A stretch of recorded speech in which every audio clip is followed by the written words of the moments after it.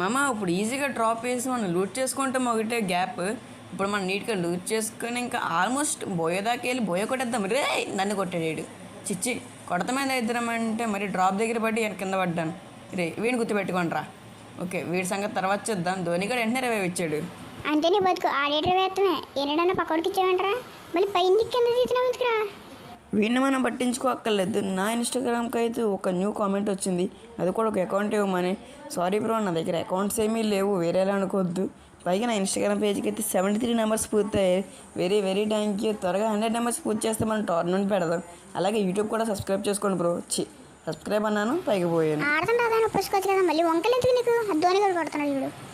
Okay okay నేనైతే out అయిపోయాను, కానీ ధోని మాత్రం ఇది వీడు నన్ను ఇందాక కొట్టాడు కదా.